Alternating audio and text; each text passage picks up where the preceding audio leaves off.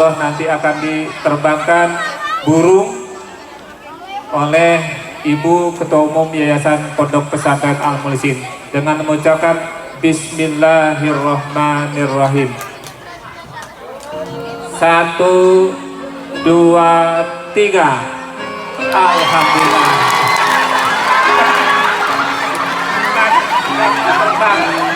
Iya, itu dia tadi proses seremonial pelepasan. Walaupun sudah berpisah, hatinya tetap ada di SD Islam Al-Muhlisin.